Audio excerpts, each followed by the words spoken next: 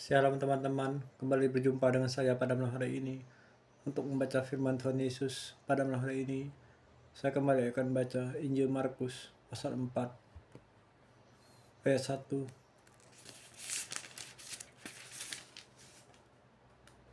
sampai 41. Mari kita dengarkan. Ya Allah, Bapak surga Tuhan Yesus, kami bisa hadir sekarang ini, benar-benar hadir, bisa merenungkan mahmi baca firman. Dan Yesus berdoa. Perumpamaan tentang seorang penabur. Pada suatu kali Yesus mulai pula mengajar di tepi danau, maka datanglah orang banyak yang sangat besar jumlahnya, mengerubungi dia sehingga ia naik ke sebuah perahu yang berlabuh, lalu duduk di situ, sedangkan semua orang banyak itu di darat di tepi danau itu, dan ia mengajarkan banyak hal dalam perumpamaan kepada mereka. Dalam ajarannya itu, ia berkata kepada mereka, "Dengarlah, adalah seorang penabur keluar untuk menabur. Pada waktu ia menabur, sebagian benih itu jatuh di pinggir jalan. Lalu datanglah burung dan makannya sampai habis. Sebagian jatuh di tanah yang berbatu-batu, yang tidak banyak tanahnya. Lalu benih ini pun segera tumbuh, karena tanahnya tipis, tetapi sudah matahari terbit, layulah ia dan menjadi kering karena tidak berakar. Sebagian lagi jatuh ke tanah ke semak berduri, lalu makin besar semak itu dan menghimpitnya sampai mati sehingga ia tidak berbuah. Dan sebagian jatuh di tanah yang baik, ia tumbuh dengan suburnya dan berbuah. Hasilnya ada yang 30 kali lipat, ada yang 60 kali lipat, ada yang 100 kali lipat. Dan katanya, siapa mempunyai telinga untuk mendengar, hendaklah ia mendengar. Ketika ia sendirian, mengikut-mengikutnya dan ke-12 murid itu menanyakan dia tentang perumpamaan itu. Jawabnya, kepadamu telah diberikan rahasia kerajaan Allah, tapi kepada orang-orang luar segala sesuatu disampaikan dalam perumpamaan, supaya sekalipun melihat mereka tidak menanggap, sekalipun mendengar mereka tidak mengerti, sekalipun mereka jangan berbalik dan mendapat ampun. Lalu berkata kepada mereka, tidakkah kamu mengerti perumpamaan ini? Kalau demikian, bagaimana kamu dapat memahami semua perumpamaan yang lain? Penabur itu menaburkan firman.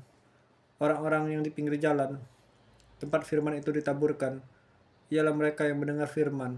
Lalu datanglah iblis dan mengambil firman yang baru ditaburkan di dalam mereka. Demikian juga yang ditaburkan di tanah yang berbatu-batu, ialah orang yang mendengar firman itu dan segera menerimanya dengan gembira. Tapi mereka tidak berakar dan tahan sebentar saja. Kemudian apabila datangnya penindasan atau penganiayaan karena firman itu, mereka segera murtad. Dan yang lain ialah yang ditaburkan di tengah semak berduri. Itulah yang mendengar firman itu. Lalu kekhawatiran dunia ini dan tipu daya kekayaan dan keinginan-keinginan akan hal yang lain masuklah menghimpit firman itu, sehingga tidak berbuah. Dan akhirnya yang ditaburkan di tanah yang baik ialah orang yang mendengar dan menyambut firman itu, lalu berbuah, ada yang 30 kali lipat, ada yang 60 kali lipat, ada yang 100 kali lipat. Perikop perumpamaan tentang pelita dan tentang ukuran. Lalu Yesus berkata kepada mereka, orang membawa pelita bukan supaya ditempatkan di bawah gentang atau di bawah tempat tidur, melainkan supaya ditaruh di atas kaki Dian. Sebab tidak ada sesuatu yang tersembunyi yang tidak akan dinyatakan, dan tidak ada sesuatu yang rahasia yang tidak akan tersingkap. Barang siapa mempunyai telinga untuk mendengar, hendaklah ia mendengar.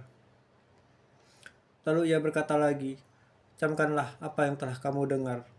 Ukuran yang kamu pakai untuk mengukur akan diukur kepadamu, dan di samping itu akan ditambah lagi kepadamu.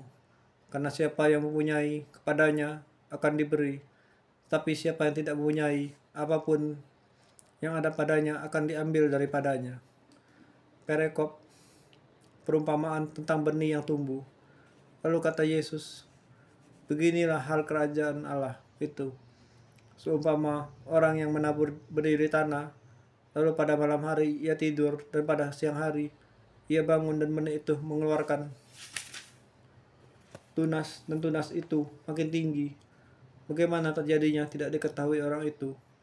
Bumi dengan sendirinya mengeluarkan buah, mula-mula tangkainya, lalu bulirnya, kemudian butir-butir yang penuh isinya dalam butir itu. Apabila buah itu sudah cukup masak, orang-orang itu menyabitnya sebab musim menuai sudah tiba. Perikop perumpamaan tentang biji sesawi. Katanya lagi, dengan apa hendak kita membandingkan kerajaan Allah itu? Atau dengan perumpamaan manakah hendak kita menggambarkannya? Hal kerajaan itu seumpama biji sesawi yang ditaburkan di tanah. Memang biji itu yang paling kecil daripada segala jenis buah yang di bumi.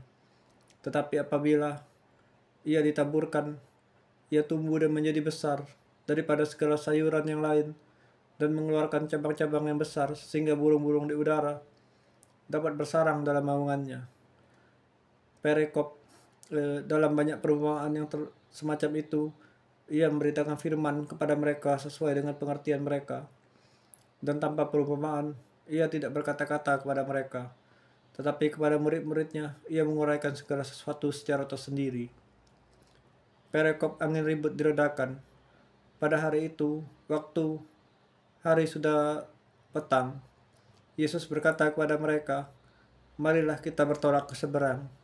Mereka meninggalkan orang banyak itu, lalu bertolak, dan Yesus beserta dengan mereka dalam perahu, di mana Yesus telah duduk dan perahu-perahu lain juga telah menyertai dia. Lalu mengamuklah taufan yang sangat dahsyat. Ombak menyembur masuk ke dalam perahu, sehingga perahu itu mulai penuh dengan air. Pada waktu itu Yesus sedang tidur di buritan di sebuah tilam. Maka murid-muridnya membangunkan dia dan berkata kepadanya, "Guru, engkau tidak peduli kalau kita binasa." Ia pun bangun menghadap angin itu dan berkata kepada danau itu, "Diam, tenanglah." Lalu angin itu reda dan danau itu menjadi teduh sekali. Lalu ia berkata kepada mereka, "Mengapa kamu begitu takut? Mengapa kamu tidak percaya?" Mereka menjadi sangat takut dan berkata pada seorang yang lain, "Siapa gerangan orang ini sehingga angin dan danau pun taat padanya?" Bapa yang surga, Tuhan Yesus, terima kasih telah mensiarkan firman-Mu. Bapa, Tuhan Yesus, seberapapun hari yang kau jalani, sepahit dan sesak apapun, kau tetap memuji, membaca firman-Mu dan percaya penyertaan Tuhan Yesus setiap hari-hariku. Dalam nama Yesus, serahkan segala kepahitan, amarah dan kebencian sakit ini dalam hadirat-Mu. Dalam nama Yesus aku berdoa. Amin.